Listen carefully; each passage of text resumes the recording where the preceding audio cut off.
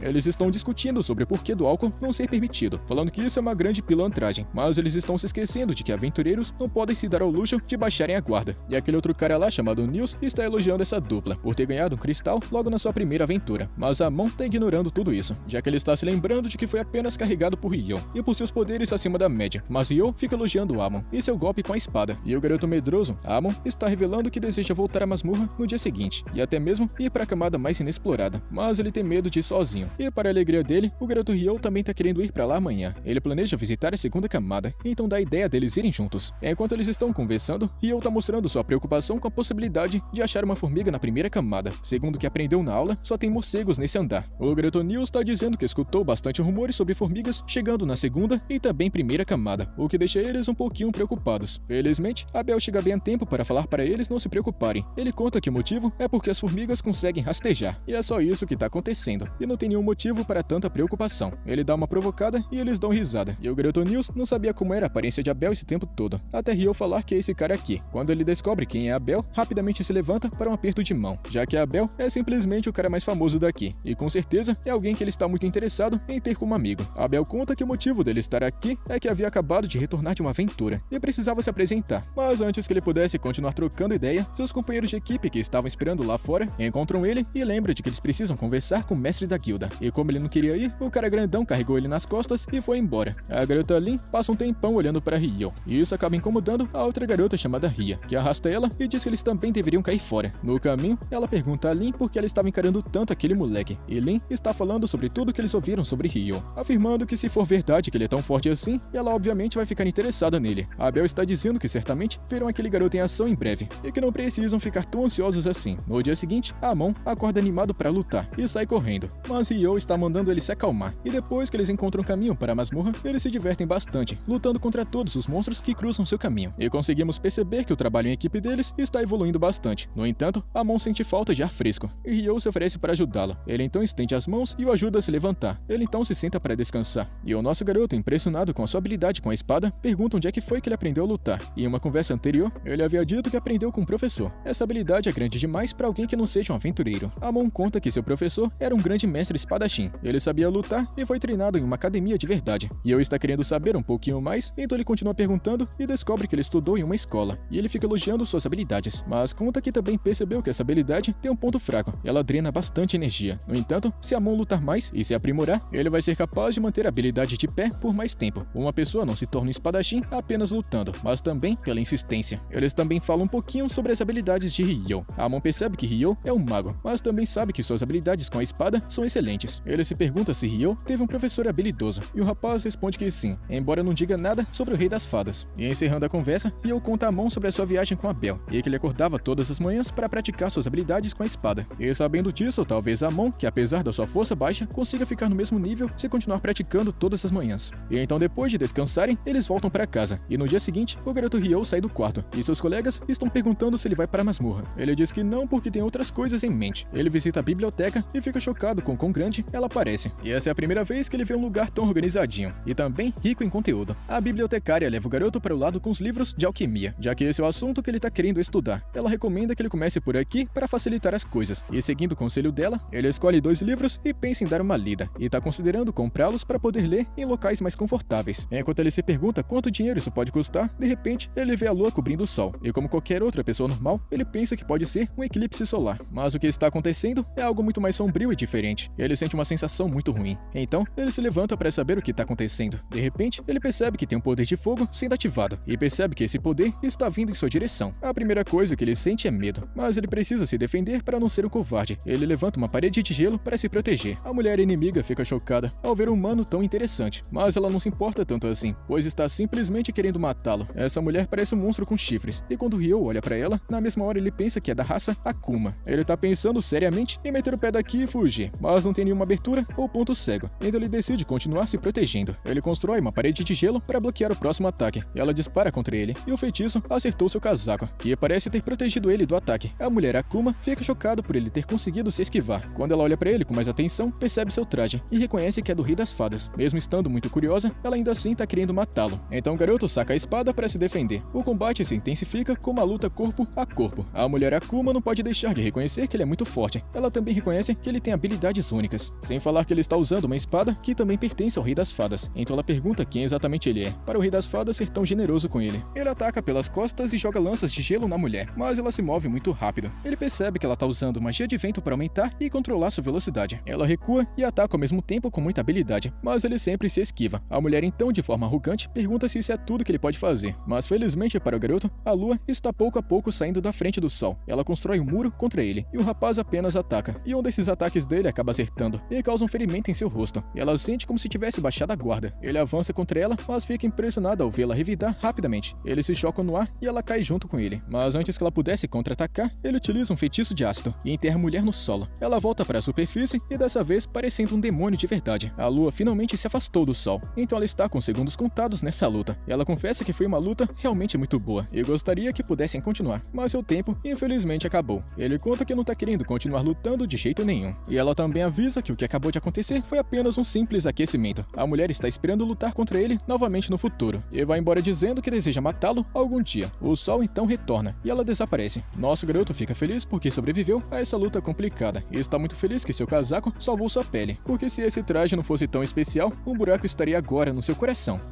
Nosso garoto então se lembra que precisa pegar o livro. Ele então vai sacar o dinheiro. E após ele sacar, ele fica chocado com a quantidade de dinheiro que tá na sua conta. Ele se lembra que o mestre da guilda havia dito antes que os cristais que eles trouxeram tinham muito valor, mas ele não sabia que poderiam ser tão caros assim. Ele volta para casa felizão por não ter que trabalhar por dinheiro igual outras pessoas estão fazendo agora, pelo menos por um tempo. No entanto, ele fica chocado ao ver que seus colegas de quarto não estão aqui. Ele sai para pegar o livro, mas encontra seus colegas lá fora. Ele vê que todos os seus amigos aventureiros acabaram levando uma surra de um grupo de idiotas encrenqueiros. O líder dos idiotas fica se gabando de não ter avisado eles antes que iriam levar uma surra, porque monstros também não avisam ninguém antes de um combate. Mas nosso rapaz aparece, batendo nos idiotas pelas costas, falando que assim como ele disse, não precisa avisar ninguém antes de quebrar na porrada. Depois de um longo dia, Ryo e seus colegas de quarto estão tomando um banho quente. Seu colega de quarto, que é um curandeiro, está ajudando ele a curar o ferimento no ombro, causado pela luta anterior com a mulher Akuma. Mas ele fica chocado ao perceber que apesar da profundidade da lesão, seu osso não está quebrado. Eles perguntam com quem ele lutou para ter esse tipo de machucado, mas ele não tá querendo contar. Ele conta que está feliz por ter sobrevivido e espera que não passe por isso de novo. Dias depois, os colegas de quarto de Ryo estão na masmorra e após uma longa luta, eles conseguiram derrotar um Goblin arqueiro. Eito então cura os ferimentos de Amon usando o feitiço de cura reduzida, enquanto Nils está coletando os itens dos Goblins derrotados. Eles estão atualmente na 5ª camada da masmorra e não faz muito sentido para Eito. Por que será que tem um arqueiro Goblin em um nível tão iniciante? Sentindo o perigo, Nils está decidindo que seja melhor voltar para a superfície e dividir o prêmio entre eles três. Amon diz que não tá querendo ir embora, pois ainda tem muita energia para lutar, mas Nils, que pensa em Abel como seu ídolo, conta para colocar a segurança e sobrevivência como a primeira missão. Esse é o lema dele, e é por isso que ele tá implorando para Eito e Amon que voltem. Ele convence os garotos e então eles retornam. No caminho de volta, Amon tá dizendo que se Ryo tivesse vindo com eles hoje, teriam conseguido explorar as camadas inferiores dessa masmorra com facilidade. E o nosso garoto Ryo foi tomar um belo de um ar fresco fora da cidade. Ele não consegue parar de pensar na luta contra a mulher demônio e não consegue acreditar no quão incrivelmente poderosa era a magia dela, mas ainda assim ele acha que se for comparar, a velocidade com que os dois invocam a magia estão pau a pau. Portanto, a única coisa que ele precisa fazer para evitar perder na próxima batalha é se concentrar em aumentar seu poder e transformar suas fraquezas em pontos fortes. Ele também precisa achar um jeito de bloquear a velocidade de movimento daquela mulher Akuma, que parece aumentar 10 vezes utilizando a magia de vento. E como Ryo não pode usar a magia de vento, ele sente um pouquinho de inveja e se pergunta se ele pode se mover mais rápido utilizando a magia de água. Ele já utilizou seu feitiço de jato d'água enquanto estava debaixo d'água para aumentar sua velocidade de mergulho, mas não sabe como aplicar isso pisando em terra. Ele então olha para os pés, se lembrando que pode patinar no gelo, e percebe que se apenas transformasse o chão em gelo, a superfície não teria atrito nenhum. E na teoria, se ele utilizar o jato d'água, vai conseguir aumentar sua velocidade de movimento. Mas quando ele tenta, essa ideia acaba dando muito ruim, fazendo o rapaz desistir completamente e aceitar que não consegue. Mas sem perder totalmente as esperanças de evoluir, ele decide testar a nova ideia novamente mais tarde. Ele volta para a cidade, decidindo visitar a biblioteca para pesquisar mais sobre Akumas e também alquimia. A garota Lin, companheira de equipe de Abel, está na biblioteca procurando alguma coisa na seção de feitiços proibidos. Na verdade, ela está procurando qualquer informação que ajude a entender o que Abel disse quando Ryo invocou uma parede de gelo grossa no ar, e também lanças de gelo para perfurar as defesas do dragão, algo que ela está acreditando que é simplesmente impossível para as pessoas desse mundo. E bem, ela poderia simplesmente perguntar a Ryo e pedir que ele mostrasse suas habilidades mágicas, mas ela é tão orgulhosa que não vai se rebaixar a deixar aquele aquele moleque se sentir superior a ela em conhecimento. Sem falar que o seu mestre, que ela considera um dos maiores mágicos que existem, não consegue fazer magia como Ryo. Ela acha que a Belle estava apenas exagerando. Uma garota elfa chamada Cera aparece de repente e parece vir bastante nessa biblioteca. Lin responde que só veio aqui em busca de informações, mas não achou nada até agora. Ela se pergunta se deveria perguntar para Cera sobre isso, mas decide não envolver outra pessoa em um assunto que talvez nem seja verdade e um grande engano. Então ela muda o assunto e pergunta à garota elfa quando foi que ela voltou para a cidade. Aparentemente, Cera estava em uma jornada pela capital real e ela responde que acabou de voltar. De qualquer maneira, a garota de orelhas pontudas tem algo esperando por ela e precisa sair, então ela se despede. A garota Lin parece meio decepcionada por não ter perguntado a ela sobre Ryo. Os garotos Nils e Eito retornaram à guilda dos aventureiros e se apresentam diante da recepcionista Nina. E então Nils, agindo como se fosse um apaixonado como sempre, fica gaguejando para falar na frente de uma garota linda. Então Eito chega na frente e conta para Nina sobre o prêmio que eles conseguiram. Ele mostra a ela os 3 cristais mágicos que vieram dos arqueiros goblins, que eles derrotaram na 5ª camada. Nina tá achando isso muito estranho, já que os arqueiros goblins nunca foram encontrados na 5ª camada antes. E percebendo a situação, ela corre para informar o mestre da guilda sobre isso e agradece aos aventureiros novatos por darem essa valiosa informação. O mestre da guilda fica sabendo da notícia através da garota e conta que os arqueiros goblins só devem aparecer abaixo da 10ª camada. Geralmente é assim que funciona. Ele considera que isso é um sinal de alerta de que algo terrível pode acontecer em breve. Então ele pergunta a Nina se tem algum grupo de rank B na cidade que consiga cuidar da situação complicada que possa acontecer. Ela conta que tem um grupo da Espada Carmesim e o grupo da Brigada Branca que estão na cidade. E esse último voltou faz 2 dias de uma aventura. Ao escutar isso, o mestre pede à garota que chame os 2 grupos para uma reunião, pois está querendo discutir o assunto com eles. Depois que Nina ordena a Espada Carmesim que encontre o mestre da guilda, a Belle conta que não está muito afim de ir não, depois de saber que o grupo da Brigada Branca também vai estar lá. E mesmo que a Belle conheça Phelps, que é o líder da Brigada Branca, ele ainda tá desconfiando desse cara até hoje. Mesmo assim, ele segue para a guilda dos aventureiros com seus colegas de equipe. Quando eles entram no escritório do mestre da guilda, descobrem que o grupo da Brigada Branca já havia chegado. Phelps pergunta muito confiante a Belle como é que ele tá. E a Belle, um pouquinho sem jeito e também envergonhado, cumprimenta Phelps. E agora que os 2 grupos estão presentes, o mestre primeiro agradece eles por terem vindo. Em seguida, informa sobre a situação. A Belle não tá conseguindo acreditar que os goblins arqueiros realmente chegaram na 5ª camada e pergunta ao mestre se ele tem certeza de que foi isso que aconteceu. O cara velhote conta que tem 100% de certeza de que esse é o caso de verdade. Todos entendem e Phelps pergunta o que eles devem fazer agora. O mestre diz que está querendo que os 2 grupos entrem na masmorra imediatamente, agora mesmo se possível, e procurem sinais de uma tragédia que possa acontecer, talvez até mesmo um grande crescimento explosivo na população de monstros. E como já faz quase 10 anos desde a última vez que isso aconteceu, não é nenhum exagero pensar que o próximo grande ataque esteja chegando para acertar a cidade. Todos concordam que as aparições estranhas de monstros podem ser um sinal de tragédia, então eles querem seguir o plano e os comandos do mestre, e é claro que ele vai recompensá-los por seus esforços, com 100 moedas de ouro adiantadas, prometendo que assim que a missão for concluída, receberão mais 200. Então a Belle pergunta novamente para o mestre se a tarefa deles é apenas descobrir se a grande tragédia está chegando ou não, e o cara responde falando que assim que tiverem a confirmação, eles devem voltar para a superfície e informar a todos para que possam trancar o portão da masmorra temporariamente, e se preparar para a batalha convocando todos os aventureiros e os cavaleiros regionais. Aparentemente, o mestre já informou o senhor da cidade sobre a missão e seus planos para a segurança. E já que o mestre está fazendo planos tão avançados, a Belle não consegue deixar de pensar que o mestre acredita de verdade que a guerra já começou. O velhote conta que só está querendo se preparar para o pior, e mais uma vez, manda todos eles irem para a masmorra. Tanto a Espada Carmesim quanto a Brigada Branca aceitam a missão e vão embora, muito determinados a vencer. Na manhã seguinte, todos os amigos de Ryo estão acordando, e vem ele se preparando para sair. Nils pergunta a Ryo para onde ele está indo, e o garoto explica que vai visitar a biblioteca novamente, dessa vez a seção avançada do lado norte, para que ele possa aprender mais sobre alquimia, e segundo Eito, apenas aventureiros de rank D podem entrar na seção norte, então é bem útil e adequado para Ryo, que já começou nesse nível. Amon conta que ouviu bastante rumores de que a seção norte contém vários livros proibidos, e isso deixa Ryo animado, afinal de contas que não tá querendo aprender coisinhas proibidas. Mas para a tristeza do nosso garoto Ryo, apenas aventureiros de nível B podem ler esses livros mais avançados, e eu diz que é uma pena que ele só vai conseguir aproveitar um pouquinho, mas seus colegas de quarto estão dizendo para ele não se sentir mal, pois eles têm certeza de que não vai levar muito tempo para ele ser promovido para rank B, e como sempre a determinação de Ryo motiva Nils a voltar para a masmorra. Eito e Amon estão querendo acompanhá-lo em algumas aventuras. Ryo sai e segue para a biblioteca, onde fica andando pela seção norte, sem saber onde estão os livros que contêm informações relacionadas à raça dos Akumas. Ao subir as escadas que levam ao segundo andar, ele encontra Cera, e na mesma hora fica surpreso com a sua beleza. Enquanto isso, a equipe de Abel e a equipe de Phelps chegaram no portão da masmorra. Phelps juntou mais de 20 pessoas para essa missão. A maioria são aventureiros de nível C, e agora que todos estão presentes, o mestre da guilda decide abrir o portão da masmorra, mas do nada Abel impede ele, sentindo por instinto que alguma coisa muito ruim vai acontecer assim que eles abrirem o portão. Então, por segurança, ele ele ordenou que a garota Lin usasse sua verificação mágica do vento para escanear a primeira camada da masmorra. E a garota Lin executa a magia e acaba percebendo que tem várias centenas de monstros na entrada. Isso significa que a grande onda de criaturas já começou. Então o mestre ordena que todos recuem e avisem os cavaleiros e os outros aventureiros para agirem imediatamente.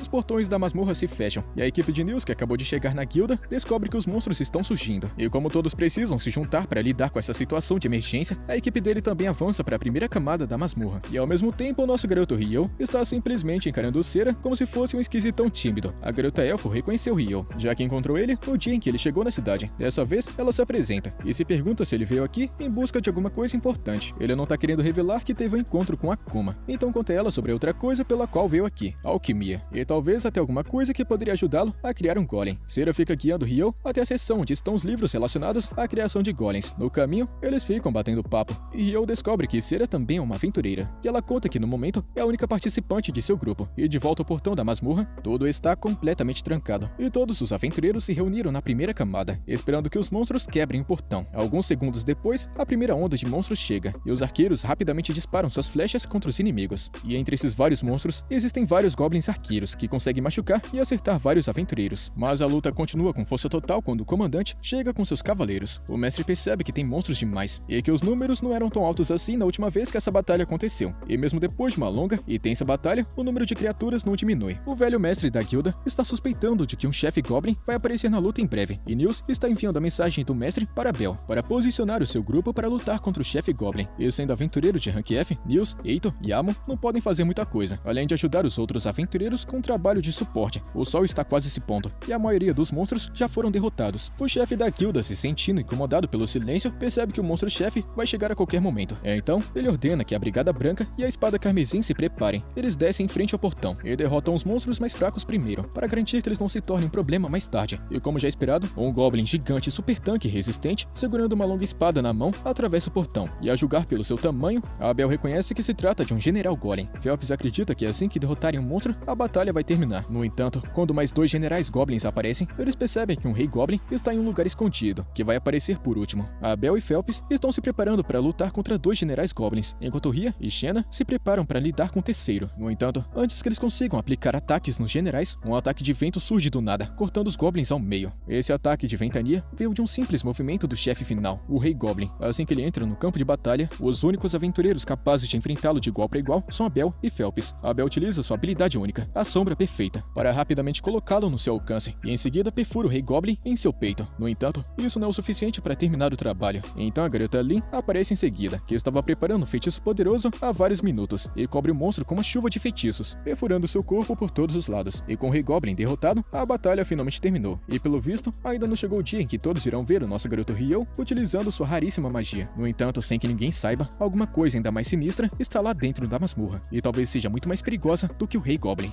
E após a batalha, um grande banquete está sendo realizado na Guilda dos Aventureiros para comemorar a vitória. E quando o nosso garoto Ryo chega, ele fica surpreso e sem entender porcaria nenhuma, já que não tem ideia do que houve para essa festa estar acontecendo. Enquanto isso, o chefe da guilda tá lá no escritório preenchendo a papelada, preocupado porque pesquisadores da capital real estão vindo em breve para estudar os detalhes do que aconteceu. Ele acredita que isso vai ser muito chato e trazer mais problemas do que o grande evento da onda de monstros. A cena muda para Ryo, finalmente descobrindo com seus amigos que a grande onda de monstros terminou, sem ele sequer ficar sabendo disso. Aí então ele se pergunta, será mesmo que eu sou o protagonista dessa história? Nils então conta muito animado para Ryo sobre o ato heróico de Abel, e como ele conseguiu lutar contra o Rei Goblin de igual para igual. Abel então chega e se junta às suas amigas, Lin e Ria, que estavam procurando ele há bastante tempo. Lin está um pouco irritada porque ultimamente Abel só tem passado tempo com Ryo, e a maga de suporte Ria se pergunta se Ryo por acaso se tornou o amigo favorito de Abel, ou alguma coisa do tipo. O garoto percebe que, embora as meninas estejam sorrindo, elas estão com ciúmes e não querem ele perto de Abel. Mesmo assim, ele fica agindo de forma amigável e fica conversando com elas. Isso dá para Lin a chance de perguntar se ele realmente consegue conjurar uma parede de gelo muito acima do chão. E quando o rapaz responde que sim, Lin pergunta se ele modificou seu feitiço ou criou um original, pois pelo que ela sabe, ninguém nesse mundo possui essas habilidades. O garoto Ryo não está por dentro desse negócio de feitiço original. Então Lin explica que os feitiços originais não seguem exatamente os feitiços existentes, mas sim novos encantamentos feitos pelo usuário. O garoto é meio burro e ainda não entendeu o que ela tá dizendo. Ele conta que nem sequer usa encantamentos para lançar magia, o que deixa Lin ainda mais surpresa. E na manhã seguinte, os amigos de Ryo estão na guilda em busca de novas missões, mas descobrem que não tem sequer uma única vaga escrita no quadro de missões. Nosso garoto entra e pergunta por que eles não estão na masmorra. Nils explica que a masmorra está fechada para manutenção e vai continuar fechada por algumas semanas, e é por isso que eles planejavam aceitar missões básicas na guilda. Mas parece que os outros aventureiros pensaram o mesmo, então não sobrou nenhuma vaga para eles. Com isso, eles perguntam para Ryo por que ele tá aqui, em vez de estar treinando ou alguma coisa parecida, e o rapaz explica que está procurando minérios mágicos para praticar alquimia. Infelizmente, todos os minérios da cidade estão esgotados, e já que Ryo e seus amigos estão na mesma situação, o rapaz dá a ideia de chamar os três para coletar minérios mágicos para ele. Heitor então conta que tem uma mina abandonada perto de uma vila ao sul, e leva 12 horas para chegar lá caminhando. O garoto acha que tá ok, e oferece 4 moedas de ouro a cada um deles se o trabalho for concluído, além de se oferecer para comprar cada minério mágico que encontrarem por 25 moedas de ouro. Claramente, ele está cheio da grana, e seus amigos aceitam a missão de bom grado. Assim que eles saem, Ryo volta para seu quarto e escuta uma confusão lá fora, e olhando pela janela, ele encontra um grupo de cavaleiros intimidando uma jovem moça e ameaçando ela, enquanto dão risada como loucos. Um aventureiro tenta impedir que esses idiotas continuem irritando a garota, então o líder decide acabar com ele, mas assim que ele tira sua espada, ele escorrega no chão, e ao tentar se levantar, escorrega de novo, caindo de cara. Phelps, o capitão da Brigada Branca, entra em cena naquele momento, e dá uma bela de uma bronca nos cavaleiros folgados por ficarem humilhando as pessoas comuns, sendo que seu único dever é protegê-los. Mas os cavaleiros não estão nem aí, e parece que simplesmente detestam aventureiros, então tentam brigar com Phelps também. Só que então Phelps consegue impedir que uma batalha aconteça aqui quando diz que é o herdeiro de uma grande família nobre. O chefe dessa família nobre é o pai de Phelps, que já foi comandante dos Cavaleiros Reais. Então, os cavaleiros se assustam e saem correndo, sabendo que perderão a cabeça se continuarem se intrometendo com ele. Tanto o outro aventureiro quanto a garota intimidada agradecem a Phelps por salvá-los. Phelps fica elogiando o rapaz por sua bravura, encorajando ele a continuar lutando contra o mal e nunca mudar. Ele então dá para o rapaz a missão de escoltar a garota em segurança até em casa, e assim o aventureiro sai com ela. E com a saída deles, Phelps olha para cima e cumprimenta Ryo, se apresentando. Phelps fica elogiando Ryo, percebendo que foi ele quem usou aquela magia de gelo naquela hora para congelar o sapato do cavaleiro, fazendo ele escorregar várias vezes. Ele continua agradecendo o garoto por ter ajudado aqueles dois, mas não tem mais tempo para conversa, pois ele tem outros assuntos para resolver. Enquanto Phelps está se afastando com sua companheira chamada Xena, Ryo se pergunta por que o filho de um nobre se tornou um aventureiro. E mais tarde naquela noite, nosso garoto tá jantando sozinho quando Abel chega para trocar ideia. E assim que Abel se senta, Ryo deixa claro que não vai pagar pela refeição de Abel, e o garoto continua brincando, perguntando para Abel sobre seus interesses amorosos e revelando que já percebeu que a garota Lin fica com ciúmes toda vez que vê eles juntos. Abel deixa claro que Lin só está romanticamente interessada em outro membro de seu grupo. Então, Ryo recomenda que Abel dê em cima da maga Ria. Abel então fica tímido, implorando a Ryo para parar de dizer essas coisas tão ousadas. Então o garoto fica um pouquinho mais sério e pergunta a Abel o que ele tá fazendo aqui sozinho no meio da noite. Abel responde que recebeu um trabalho e não tá querendo fazer ele sozinho. Então, ele pede a Ryo para ir junto. Enquanto eles estão caminhando na estrada, Abel conta para Ryo que um grupo de investigadores foi enviado para aquela cidade, e um deles é um velho conhecido de Abel, que tem vários guardas reais como seguranças. No entanto, alguns desses guardas aparentemente entraram no distrito de entretenimento, e Abel recebeu a tarefa de trazê-los de volta antes que eles pudessem causar problemas. Ryo percebe dois caras com aparência estranha à distância, que não parecem ser moradores daqui, e Abel também tá achando isso muito suspeito, e segue ele de fininho até um beco, onde eles são rapidamente emboscados. Ryo bloqueia o ataque facilmente, sem nem sequer olhar para trás, antes de nocautear todos os inimigos jogando um bloco de gelo gigante em suas cabeças. Abel encontra uma ferramenta de alquimia no chão, e ao escutar essa palavra, alquimia, Ryo tá querendo colocar as mãos nela, mas Abel se recusa a entregar um item tão perigoso para esse moleque bobalhão, e se concentra em investigar quem são os inimigos primeiro. Ele encontra um documento de identidade, que revela que são todos aventureiros de nível C de uma outra capital. Abel não entende o objetivo deles em virem até aqui. Mesmo assim, ele amarra os dois caras e decide entregá-los à guarda da cidade. Enquanto isso, Phelps está sendo seguido secretamente pelo grupo de cavaleiros vagabundos gigantes, mas antes que eles possam lançar um ataque furtivo, eles são imobilizados e queimados com feitiço de fogo. É revelado que Xena literalmente reduziu os caras a cinzas, com Phelps seguindo em frente, super tranquilo, como se já esperasse que ela cuidasse da situação com facilidade. Em seguida, uma coisa muito rara acontece no reino, quando a equipe de investigação do Império chega com vários homens encapuzados. A equipe é liderada por Harold e Clive, da Universidade Real Central, com a missão de investigar a masmorra após a grande onda de monstros. Por outro lado, Ryo também vai até a masmorra e descobre uma notícia. A masmorra está fechada até segunda ordem. Acontece que Harold e sua equipe esgotaram suprimentos do reino, e também estão querendo reabrir a masmorra que foi fechada após a grande onda de criaturas. O chefe da guilda lê a carta enviada pelo Imperador imperador, nomeando Harold como ministro na cidade, que também tem o direito de determinar como o reino funciona após as guerras. O chefe da guilda não acha que nenhuma dessas ideias faça sentido, porque eles deveriam seguir essas ordens e também ordenar que a masmorra fosse reaberta. Eles também contam que precisam de aventureiros para essa missão, e apesar de Clive explicar ao chefe da guilda que se trata de uma ordem dos superiores, o chefe insiste que isso é muito estranho e que não tem como continuar com essa tolice. Harold observa a conversa deles e percebe que eles não vão chegar a um acordo desse jeito. Ele pede desculpas pela forma como eles usaram os recursos importantes e promete reembolsá-los. Isso convence o chefe da guilda, mas ele ainda tá muito inseguro sobre reabrir a masmorra, e quando Clive insiste que eles devem prosseguir com a abertura dela, ele toma a decisão, mas diz que os aventureiros e a guilda não vão se responsabilizar por nada que acontecer dentro da masmorra, pois ele sabe que é arriscado e muita loucura. Esta é uma situação muito confusa para Clive, que também não tá querendo aceitar. E finalizando, Harold se oferece para pagar os aventureiros com uma taxa padrão para que eles possam realizar a investigação com eles. Mas o chefe da guilda avisa que nem todo aventureiro vai aceitar esse dinheiro. Ele também avisa que a masmorra, após a grande onda de monstros, pode ser muito imprevisível, em que eles precisam ter muito cuidado. Em seguida, Rio vai até o local da festa de Abel, na esperança de encontrá-lo. Ele fica parado na frente da porta por um tempinho, e de repente, uma garotinha sai correndo pela porta. A garota retorna e pergunta se Rio é um aventureiro. Ela diz a ele que precisa ir até a guilda imediatamente, mas ele não quer levá-la até lá porque ele tá morrendo de fome. Ela implora, dizendo que é muito importante e que precisa entregar algo. Mesmo relutante, o rapaz leva ela, e a garota deixa uma carta de Harold. Depois que Abel viu essa mensagem, ele fica preocupado, e eu também fala sobre como a masmorra foi trancada por segurança. Abel conta a ela que houve um grande momento na história, após a grande onda de criaturas, em que uma equipe de aventureiros de primeira linha desapareceu na masmorra. E como a história contava, a equipe não era uma equipe comum, era uma equipe liderada por um líder muito habilidoso, e ninguém sabe exatamente por que eles desapareceram ou para onde foram. E desde então, as pessoas estão evitando andares mais fundos após a grande onda. Mas o garoto Rio não tá interessado em nada disso, ele só tá querendo comer porque tá só a fome. Ele se despede enquanto a jovem garota observa o rapaz enquanto ele sai. Depois que ele vai embora, a jovem se apresenta como Natalie. Ela conta seu sobrenome e Lynn imediatamente percebe que ela vem de uma família de um grande mago da água. Lynn pergunta se por acaso ela já ouviu falar de um mago que invoca uma parede de gelo alta e distante, e ela responde que nunca ouviu falar nada disso. Os outros membros do grupo ficam chocados por Lynn ainda estar muito preocupada com o poder de Rio. Até mesmo Natalie fica chocada que alguém consiga usar esse tipo de magia. Eles revelam a ela que aquele moleque que acabou de sair consegue fazer isso. A Abel ordena aos membros de seu grupo que aconteça o que acontecer, não lutem contra Rio, pois ele sente que se todos se unirem para enfrentá-lo, não vencerão. Todos estão preocupados e desconfiados de Rio. Ele também diz a Natalie que se ela precisar de ajuda e eles não estiverem disponíveis, ela deve procurar Rio. Nosso garoto volta para casa e encontra seus colegas de quarto, que falam que a masmorra está prestes a ser aberta. Ele informa que o evento é apenas para aventureiros acima do rank D e que eles não se qualificam para isso. No entanto, eles têm permissão para participar do evento que vai acontecer no dia seguinte. E na próxima manhã, Abel encontra Harold e os outros para explorar a masmorra. Harold dá uma ferramenta mágica que pode verificar mana, e todos se preparam para entrar na masmorra. Abel diz aos seus companheiros que eles estarão explorando apenas os 7 primeiros níveis e que irão com muita calma. Enquanto isso, os outros estão em uma reunião, onde o chefe da guilda informa a todos que apenas aventureiros de rank D podem acompanhar a investigação. No entanto, ele conta que aventureiros de nível inferior interessados podem se voluntariar para acompanhar a equipe de busca de suprimentos. Nosso garoto então interrompe, perguntando qual era a cor da pedra encontrada nos monstros mortos durante a grande onda de criaturas. E o chefe conta que era uma cor bem clarinha. E dentro da masmorra, Abel e seu grupo estão explorando, sem achar nada. Não há nenhum sinal de monstros por aqui. E eles ficam chocados ao pensar no que pode estar acontecendo pelas sombras. Eles notam Clive e toda a equipe da Universidade Real correndo. Eles se perguntam por que eles estão com tanta pressa. E a garota Ria conta que ficou sabendo que eles acreditam que tem alguma coisa no andar 38, e que esse é o alvo deles. Com isso, Clive e toda a sua equipe correm para esse nível, até avistarem uma porta preta. Eles não sabem o que tem do outro lado, mas Clive fica animado porque eles são os primeiros a encontrá-la. Ele coloca seu equipamento perto da porta e posiciona seus homens ao redor dela. Mas quando liberam a magia, todos desaparecem. Natalie, que estava verificando seus sinais através de uma pedra mágica, de repente não recebe mais nenhum sinal e fica assustada.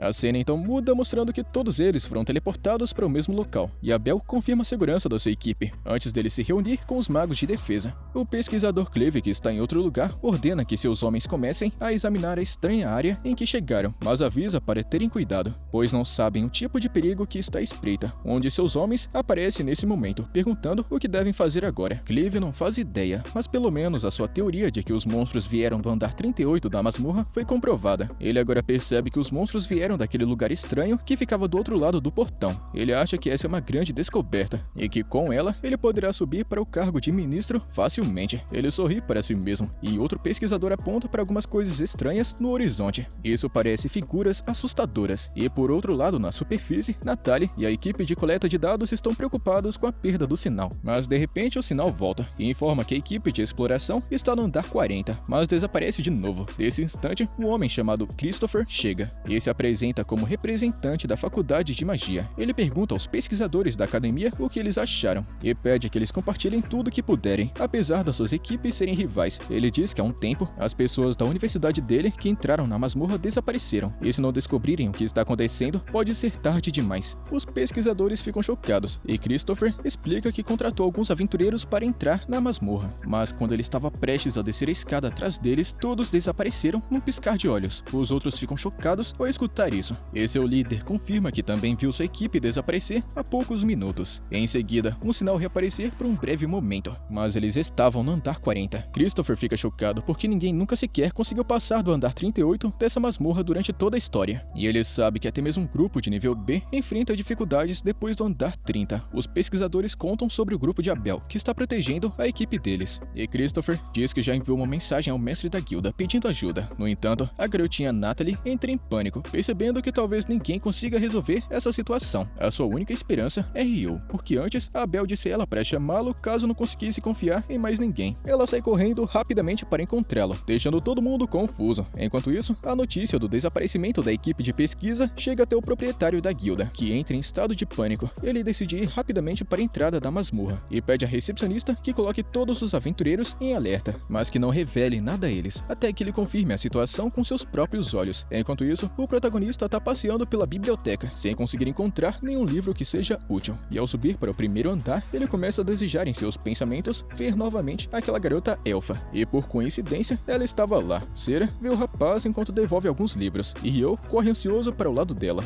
Enquanto conversam, ele revela que estava procurando registros de eclipses solares e alguns eventos de monstros do passado para pesquisa. Sera então diz que sabe exatamente onde é que esses documentos estão, e pede a Ryo que siga ela. No caminho, ela começa a escutar a teoria maluca de Ryo, de que esses eclipses solares e as invasões de monstros estão conectadas, e ela acredita que ele está certo. Ela viveu o suficiente para ver que sempre teve um eclipse solar antes de um ataque de masmorra, mas nunca presenciou um eclipse solar total, assim como o que aconteceu há alguns dias. Ela diz que já tentou pesquisar sobre o assunto, mas está mais curiosa para saber como é que esse garoto teve esse raciocínio. Ele fica nervoso, já que não pode contar a ela que lutou contra uma mulher demônio no meio do eclipse na cidade. Então ele decide mudar de assunto. Ele pergunta sobre as cores das pedras mágicas que foram encontradas nos monstros, e também os motivos que podem mudar sua coloração. Ela cai na conversa fiada dele e diz que o principal fator é a idade do monstro. O protagonista responde que aprendeu isso com Abel durante as viagens, então ele está curioso sobre as pedras mágicas de cor amarela, que foram encontradas nos monstros durante o ataque. Sera fica confusa ao escutar isso, pois apenas monstros recém-nascidos possuem pedras mágicas amareladas, e ela suspeitava que não tinha nenhuma coloração mais estranha do que a dos monstros superiores. O garoto concorda com ela, falando que os goblins mais fracos são de uma coloração bem diferente. Ele também lembra que os generais goblins e o rei goblin não podem deixar a masmorra logo após serem invocados. Ele acha que parece muito estranho, mas criar de propósito um exército tão grande de monstros só exigiria uma quantidade absurda de mana, e nada mais. A garota Sera então diz que uma vez leu alguns registros sobre as pedras mágicas extraídas de alguns ataques de monstros, que também eram amarelas, e pergunta a Ryo se ele quer dar uma olhada nos registros antigos. Ele aceita a oferta dela e segue em frente para uma parte menos conhecida da biblioteca. Enquanto isso, dentro da masmorra, Abel ainda discute sobre o misterioso teleporte deles com o velhote Arthur. Ninguém tem certeza de onde eles estão, e o velhote pergunta a um pesquisador se suas ferramentas estão funcionando corretamente, mesmo aqui dentro. Ele verifica se a ferramenta detectora de mana ainda está funcionando, e acredita que a equipe de coleta de dados está ciente da situação, podendo enviar ajuda em breve. O velhote, no entanto, acha que a ajuda não vai chegar a tempo. Ele se pergunta se esse lugar aqui não parece familiar para eles, e a garota Ria percebe que a sensação é muito parecida com a de estar dentro de uma praça de santuário. E isso não é nada bom, pois representa um nível altíssimo de magia concentrada. Ela conta a Bel e aos outros que apenas os sacerdotes mais poderosos podem usar esse feitiço, e sobreviver a um ataque em uma área dessa é considerado um milagre divino. A Bel percebe que se estiverem dentro de algum tipo de barreira ou armadilha, não conseguirão sair, sem falar que ninguém vai conseguir entrar aqui para ajudá-los. Arthur concorda com ele, e Ria diz que se não conseguirem achar onde a barreira termina, eles ficarão aqui para sempre. Mas essa área deve ser gigantesca. Abel acha que a situação piorou muito e pede para Lynn usar sua magia de vento para detectar monstros por perto. Ela obedece o comando e usa seu feitiço para encontrar um grupo com humanos nas proximidades, e junto com eles, ela sente a presença de 50 criaturas que nunca viu antes. Abel e também um velhote estão acreditando que os humanos devem ser o pesquisador Clive e o seu grupo, e decidem encontrá-los, já que estão preocupados com as criaturas que estão perto deles. Enquanto isso, o chefe da guilda chega à entrada da masmorra e encontra Christopher e os pesquisadores. Ele perde toda a esperança ao saber que a equipe de pesquisa foi encontrada no andar 40, e mesmo que ele mande todos os aventureiros da cidade, eles não conseguirão resgatá-los. Christopher também diz que não pode se arriscar em entrar na masmorra, e o chefe concorda com a sua decisão. O que resta é apenas rezar para que Abel e os outros estejam seguros, onde quer que estejam. Ao mesmo tempo, Clive e seus homens estão sob ataque de inimigos desconhecidos. Enquanto alguns se escondem atrás de barreiras, os outros são caçados por bolas de fogo com uma cor roxa. Logo, os inimigos aparecem, e assim que batem os olhos, Clive percebe que eles são demônios, e essa é uma espécie diferente dos demônios comuns. Ele só havia lido sobre eles nos livros, mas não sabia o quão assustadores eles podiam ser. No entanto, os aventureiros que não estavam sob a proteção das barreiras decidem lutar contra os demônios, e são rapidamente derrotados. Quando Abel e os outros chegam lá, apenas Clive e pouquíssimos dos seus homens estão vivos. A maga de suporte Ria está reconhecendo os demônios, e todos ficam em pânico, porque dizem que eles são monstros imunes à magia, e muito mais fortes do que os humanos. Ela acha que eles não têm chance, mas o velhote decidiu lutar contra eles sem se preocupar com o resultado, e seguindo seu comando, os feiticeiros lançam um ataque total contra os demônios, ferindo eles gravemente. Ria fica surpresa ao ver a magia dos humanos realmente ferindo os demônios, e o velho Arthur conta que nunca foi comprovado que eles são imunes à magia, e isso era apenas uma falsa informação. Ele então ordena aos magos que ataquem os demônios novamente, mas percebe que eles ficarão sem mana antes que todos os inimigos sejam derrotados. Nesse instante, Abel avista um chefe posicionado entre os demônios e percebe que precisam derrotá-lo se quiserem resolver a situação de uma só vez. E após mais algumas rodadas de batalhas, os magos ficam sem magia e Abel decide avançar com seu grupo. O grandão chamado Warren bloqueia os ataques dos demônios enquanto os outros conseguem derrotá-los facilmente. E graças ao excelente trabalho em equipe, eles conseguem vencer vários demônios. Mas então Lynn fica sem magia. E para dar cobertura, Ria e Warren fazem uma barreira. Abel percebe que restam apenas 6 demônios, mas o chefão está entre eles. Ria comenta que ele pode ser o príncipe demônio, que um dia terá o poder para se tornar um rei demônio. Abel pergunta se ela tem certeza, e ela conta que olhos de cores diferentes são um símbolo de príncipes demônios, e que apenas heróis foram capazes de derrotá-los no passado. Abel decide arriscar e seguir em frente, dizendo para Ria que planeja derrotar todos os outros demônios, mesmo que não consiga vencer o chefe. Ele diz a ela para não perder a esperança, pois milagres sempre podem acontecer, e os demônios começam a atacá-lo. Ele derrota alguns deles rapidamente, mas então o príncipe demônio ataca seus companheiros de grupo, lançando eles para longe do campo de batalha. Ele caminha em direção a Abel para uma luta mano a mano, e a sua velocidade por si só é suficiente para assustar Abel. O príncipe demônio o empurra para o lado com o único golpe de sua espada e se aproxima novamente. De repente, Clive e seu grupo atacam, mas a sua magia não consegue causar nenhum dano ao príncipe demônio. Em vez disso, seus lacaios começam a disparar projéteis contra eles, destruindo seus escudos e forçando eles a fugir. Abel decide arriscar tudo, usando uma habilidade que lhe permite se esquivar do ataque inimigo em super velocidade. Ele consegue bloquear a espada do príncipe demoníaco e ter uma chance de atacá-lo, porém, o príncipe demônio se esquiva e o acerta no ombro. Com isso, Abel cai no chão, atordoado, e o príncipe demoníaco ergue sua espada para dar o golpe final. A garota Ria grita de medo vendo Abel prestes a morrer, mas então, de repente, Rio chega para salvar o dia, abrindo um buraco no teto do andar 40. Todos ficam surpresos ao ver o rapaz, e ele pergunta a Abel se ele está ferido, e ele até faz algumas piadas, falando que a cara dele tá péssima, e conta que eles deveriam voltar para casa logo, porque todos estão preocupados com ele. E Abel, que ainda está sem acreditar que Rio veio até aqui para resgatá-lo, diz que eles não podem voltar por causa do poderoso inimigo à sua frente, e o protagonista então conta que vai lidar com isso sozinho. Abel fica preocupado, enquanto explica que esse inimigo é um príncipe demônio, e o garotinho Rio fala que esse daqui é apenas um rei demônio bebê, o que significa que ele é fraco. Todo mundo tá achando que esse moleque tá ficando doido. Enquanto ele caminha em direção aos demônios, os demônios inferiores tentam atacá-lo, mas ele anula seus movimentos com lanças de gelo. Ele então cria um jato de água cortante atrás deles para fatiar rapidamente as suas cabeças, e fica cara a cara com o príncipe demônio. O garoto desembainha sua espada, dizendo ao príncipe demônio que eles deveriam acabar logo com isso, pois ele não tem o dia todo.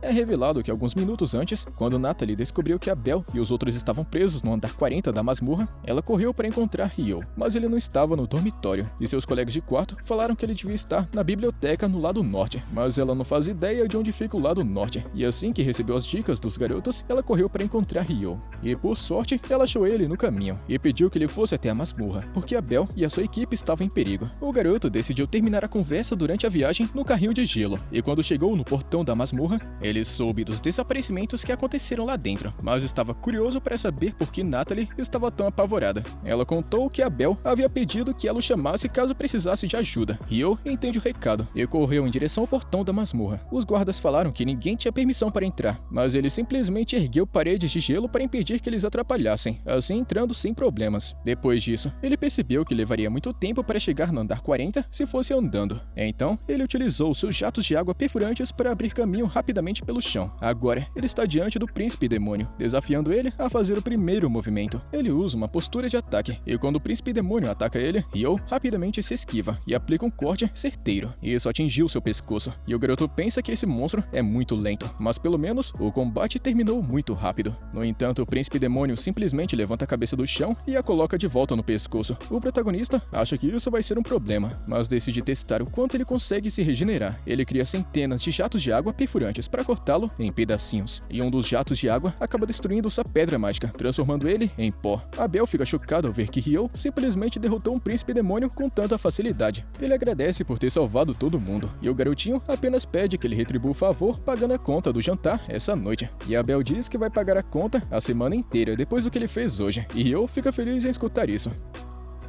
E é com isso, rapaziada, que a gente chega no final de mais uma parte, que é a continuação, já sabe, né? Deixa sua inscrição e seu likezão. Tamo junto, mano. Até a próxima.